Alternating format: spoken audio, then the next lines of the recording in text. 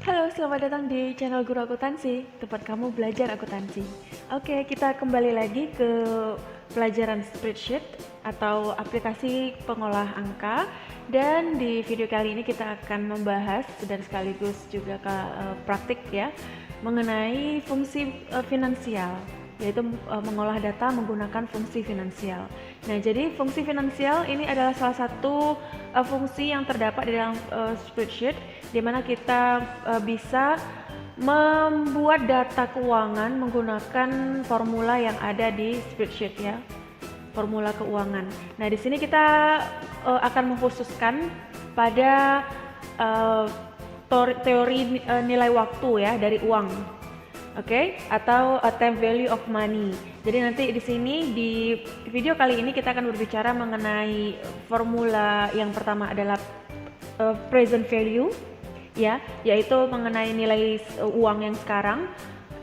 Kedua yaitu future value, yaitu nilai uang di masa depan. Dan kemudian adalah PMT ya, formula PMT yaitu kita berbicara mengenai menghitung angsuran tetap ya. Oke, kita mulai yang pertama yaitu fungsi present value ya. Nah, fungsi present value ini adalah fungsi kita untuk menghitung nilai investasi pada masa sekarang ya. Nah, kita langsung saja lihat bagaimana praktik dengan menggunakan formula present value. Oke.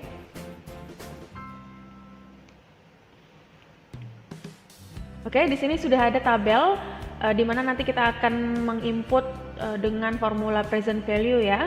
Di sini di layar bisa kalian lihat ada tabel berisi informasi mengenai target laba tiap tahun. Yang pertama itu sebesar 25 miliar.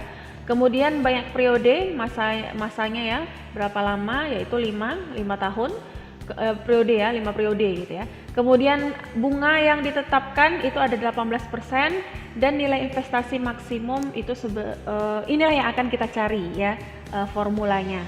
Oke, kita langsung masuk melihat formula dari present value.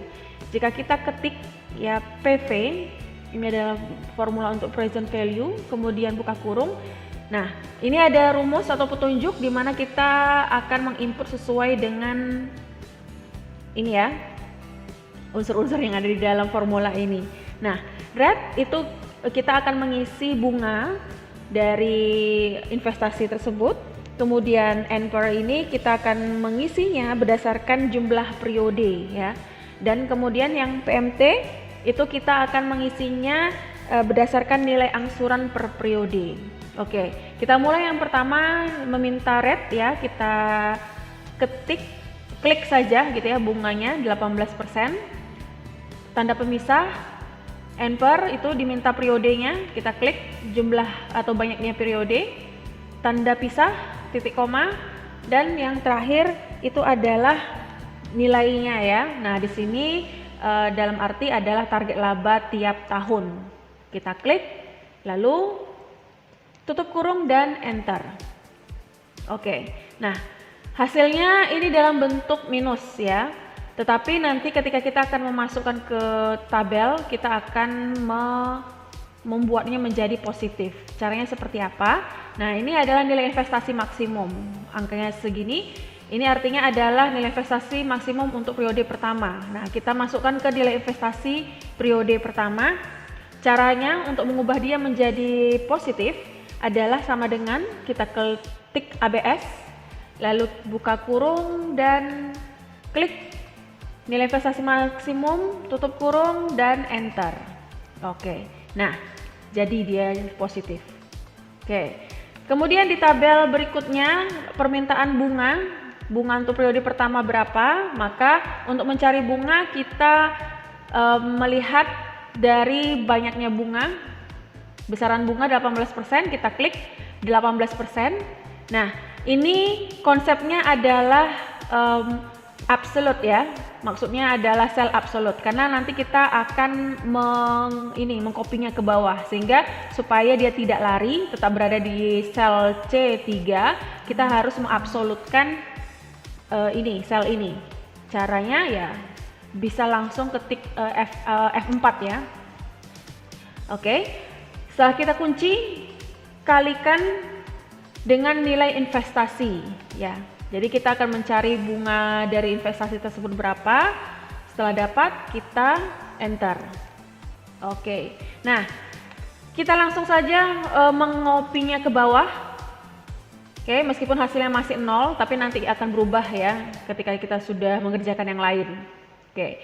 Kemudian target laba.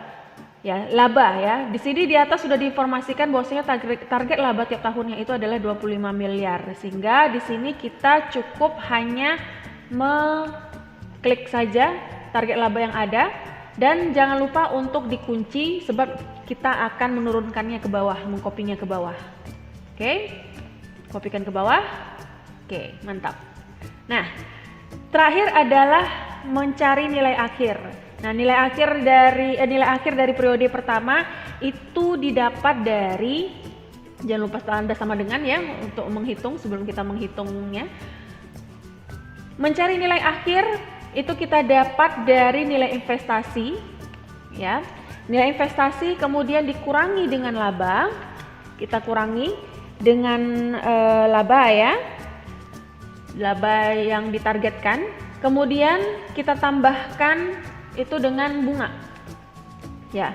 Jadi nilai akhir yang diharapkan itu adalah nilai investasi yang sudah dikurangi dengan laba ditambah dengan bunga. Oke, kita dapatkan nilai akhir dari periode pertama.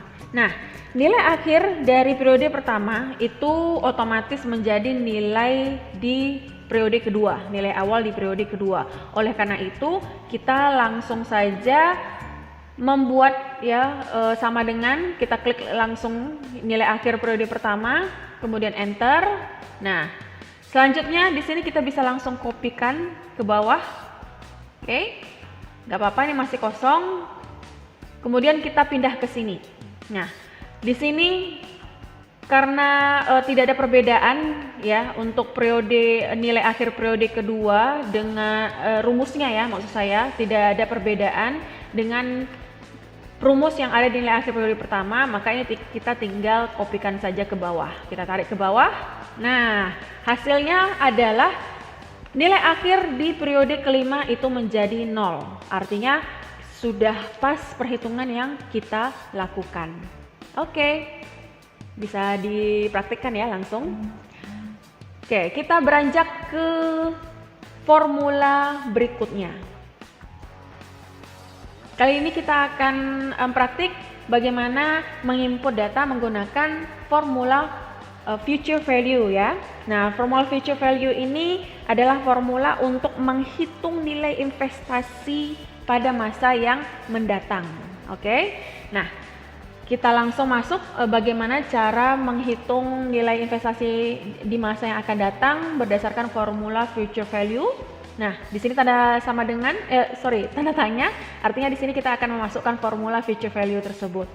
Kita buat sama dengan FV future value, kemudian buka kurung, langsung di sini akan diminta apa yang harus kita masukkan. Nah, pertama rate itu adalah bunga, tingkat bunga ya. Kemudian ampere itu adalah jumlah periode, berapa lama masanya. Kemudian PMT ya, itu adalah nilai investasinya. Kita masukkan langsung rate yang diminta, klik bunga per tahunnya berapa, titik koma, tanda pemisah. Kemudian ampere, minta ampere periode, jumlah periode, oke kita klik. Titik koma, tanda pemisah. Kemudian PMT terakhir. Oke, kopikan. Tapi sebelumnya mungkin ada yang bertanya-tanya ya, di sini kan masih ada lagi ya PV type gitu ya. Nah, ini tidak perlu untuk dibuat ya, tidak perlu untuk dibuat jika tidak ada informasinya ya. PV ini berkaitan dengan present value ya, nilai sekarang. Kemudian type ini biasanya berisi angka 0 atau 1. Itu maksudnya kalau misalkan ditulis 0, artinya pembayarannya itu dilakukan ya di akhir ya, kalau misalkan kita ketik 1, maka maksudnya adalah pembayarannya dilakukan di awal periode, itu saja. Tapi di sini kita tidak membutuhkan itu, kita cukup hanya read, enter, dan MPMT saja. Tutup kurung, enter. Oke.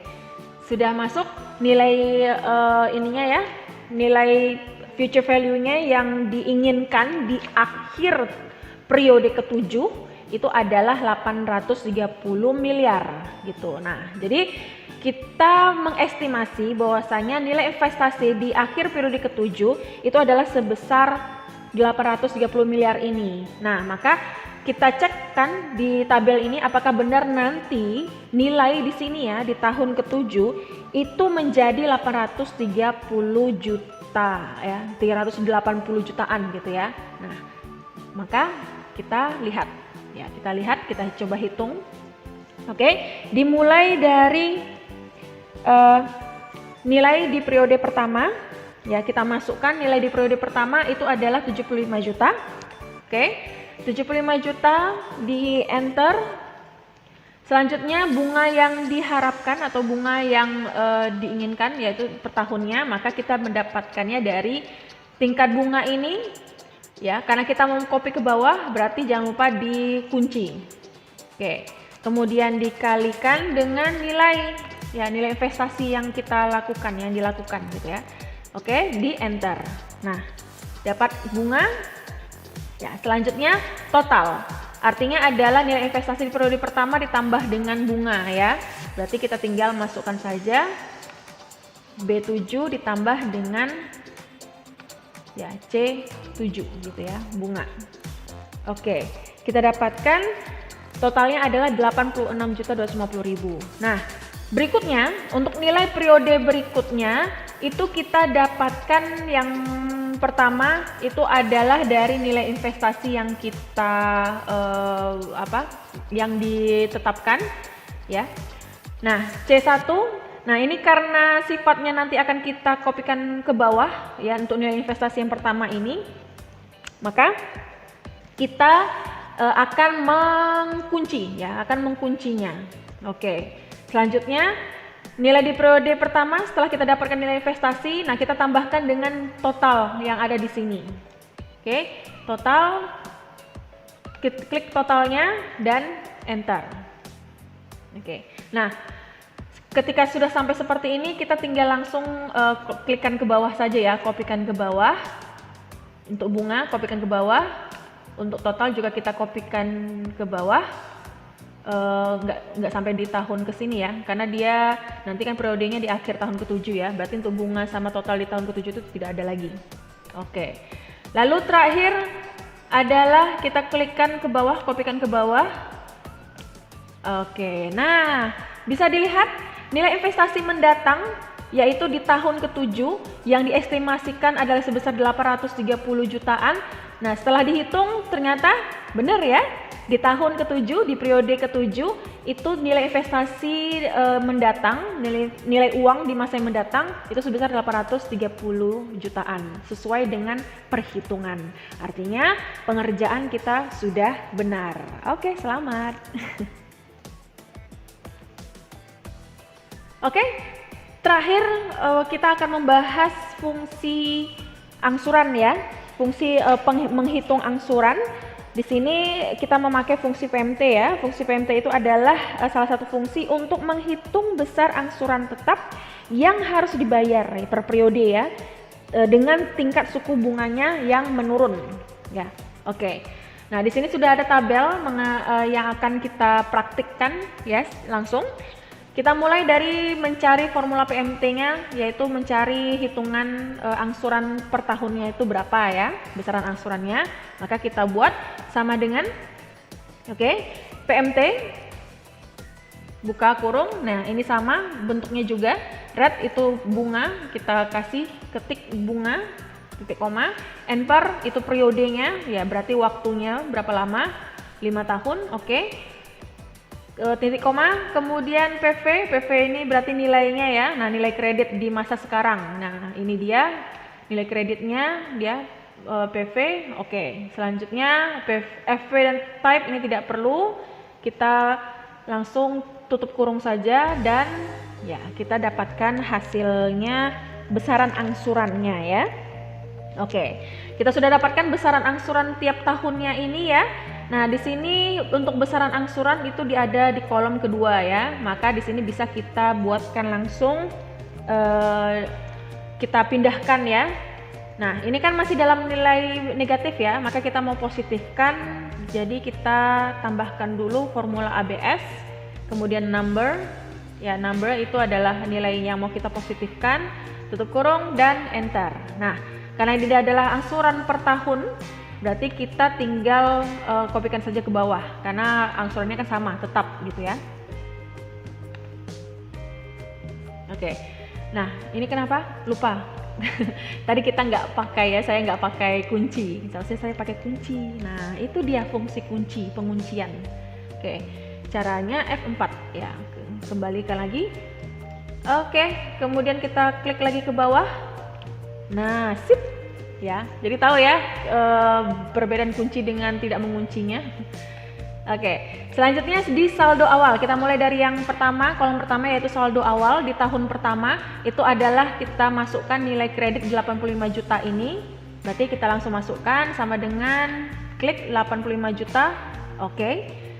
Sudah ketemu. Nah, 85 juta, angsuran per tahunnya 26 juta. Nah, di sini kolom ketiga itu bunga per tahunnya berapa. Maka untuk mencari bunga per tahun kita kalikan tingkat bunganya, jangan lupa dikunci, dikali dengan saldo awal ya. Jadi untuk mendapatkan berapa besaran bunga, maka kita cari dari besaran persen bunganya dikali dengan saldo awal. Oke, sudah kita dapatkan bunga per tahunnya 14.450. Maka di sini cicilan pokok pinjamannya sebenarnya berapa gitu. Karena kalau secara per tahunnya angsurannya adalah 26 juta, tetapi bunganya itu 14 juta. Maka sebenarnya yang pokoknya berapa untuk cicilannya? Jadinya ya kita dapatkan dari angsuran dikurangi dengan bunganya. Berarti cicilan pokoknya yang sebenarnya itu adalah 12 juta, cicilan pokok pinjaman. Oke, nah karena cicilan pokok pinjamannya sudah kita dapatkan, kita hitung saldo akhir dari tahun pertama. Nah, saldo akhirnya itu didapatkan dari saldo awal dikurangi dengan cicilan pokok pinjaman. Ya, oke. Nah, sehingga di sini saldo akhir tahun pertama itu otomatis akan menjadi saldo awal di tahun kedua. Ya, oke, kita masukkan saja. Nah, sudah. Nah, ketika sudah sampai seperti ini, kita coba ke bawah, kopikan ke bawah semuanya.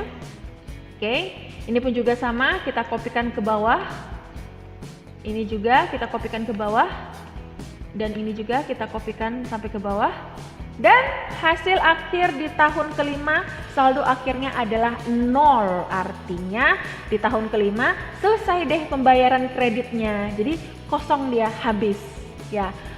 Ketika itu terjadi, artinya perhitungan yang sudah kita lakukan benar.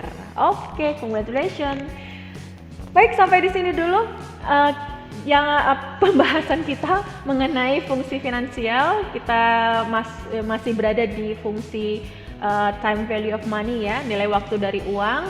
Karena fungsi finansial ini cukup banyak, tetapi untuk video kali ini kita akan membahas hanya dari sisi nilai waktu dari uang ya, dan juga besaran angsuran. Oke, terima kasih semuanya and bye-bye.